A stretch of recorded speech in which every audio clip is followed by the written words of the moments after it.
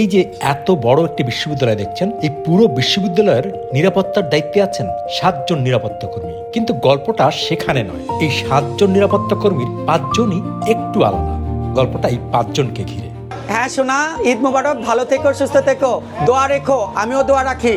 ঠিক আছে সোনা, এইটাই হলো ভালোবাসা। এই যে ভালোবাসাটা দেখলেন, যে বললেন যে মামা ভালো থাকেন, চলে যাচ্ছে, ঈদের ছুটিতে চলে যাচ্ছে স্টুডেন্টরা, এই যে আমাদেরকে বলে যাচ্ছে যে মামা চলে যাচ্ছে, ভালো থাকবেন। এইটা কয়জনকে বলে? আমি সম্মান চাই। অর্থ সবাই কামায়, যে ভিক্ষা করে সে অর্থ কামায়, কিন্তু সম্মানটা কয়জনে পায়? আমি সম্মানটা চাই। বাস্তবতা টোটালি ভিন্ন। আমি ভার্সিটি ভর্তি হওয়ার পর থেকে দেখতেছি তাদের আন্তরিকতা অনেক ভালো, দেখাশোনা হয়, ওরকম ভাবে ডাক দেয়, কথা বলে আমাদের সাথে। টোটালি ধারণা পরিবর্তন হয়েছে। বাইরে যা দেখি ভিতরে অন্যরকম, ভিন্ন। প্রাইভেট পড়তে গেলে দেখা যাচ্ছে সবার খাতা দেখছে, আমার খাতা বেশি করে তোমার হয়ে গেছে গা, মানে আমাকে না অতটুকু মাথা ঘামায় নেই। মানে তখন খারাপ লাগছে যে স্যার সবাইকে দেখে, আমাকে দেখে না, করে না। তখন নিজের কাছে কষ্ট লাগছে, মনে মনে ভাবছে যে আমি কি এইরকম দেখে কি স্যার আমরা করে অবহেলা করে। এত নানান সমস্যা নিয়ে বা আত্মীয় স্বজনের সমস্যা নিয়ে নানান বাধা বিঘ্ন পেরিয়ে সব ছেড়ে বাড়ি ছেড়ে চলে আসছি। আমার ইচ্ছা ছিল কাজ করার জন্য, কিন্তু কাজ করতে ইচ্ছা ছিল, আমাদের কেউ কাজে নিত না। বা আমি যে কোনো হোটেলে বা যে কোনো জায়গায়, তখন আমি বাচ্চার জন্য অনেক কিছু জায়গায় গেতাম, বলতো না ওর দরকার নেই, ওর রাখার দরকার নেই, রাখলে হয়তো পরিবেশ নষ্ট হবে, এই হবে, নানান মানুষের নানান কথা শুনতে হয়েছে। ওইখান থেকে মুখ থুবড়ে চলে আসছি। কি করবো, কিন্তু আমার তো বাঁচতে হবে। প্রতিষ্ঠানে প্রশাসনিক কর্মকর্তা বা টিচার শুরু থেকেই, সমস্ত স্টুডেন্ট শুরু থেকে আমাদের অনেক ভালোবাসে বা তারা আমাদের পাশে সবসময়ই থাকে। তারপরে এখানে যে সাংমেন যে doctor Zafar Chowdhury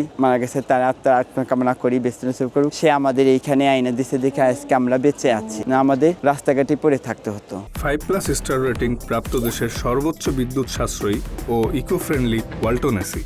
Walton air conditioner, smart comfort এখন নেক্সট লেভেলে।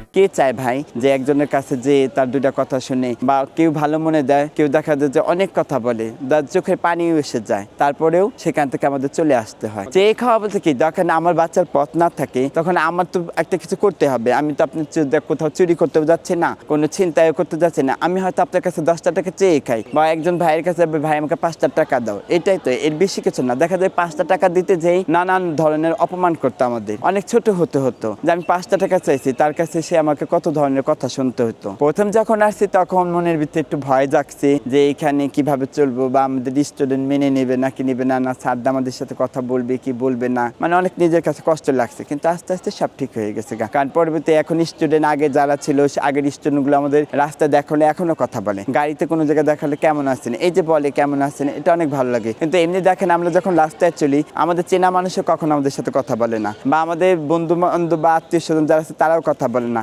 দেখা যায় একটা মানুষ যদি যাত্রী সে উঠে, আমার পাশে সিট থাকলে কিন্তু সে বসতে চায় না, তখন কিন্তু অনেক কষ্ট লাগে। কিন্তু 1000 সিট থাকা, হাজার দেখা যায় গাড়ির মধ্যে তারা অনেক ধরনের নোংরামি কিন্তু করে, কিন্তু বসে যাচ্ছে, কিন্তু আমার পাশে সে বসে যাচ্ছে না, আমাকে ঘৃণা করতেছে। তাহলে আমার এই যে মানুষগুলো, তাদের চিন্তা ভাবনা যেন দূর হয়ে যায়, তারা জানি প্রতিটি মানুষকে মানুষ জানি ভালোবাসতে পারে, তাদের পাশে থাকতে পারে।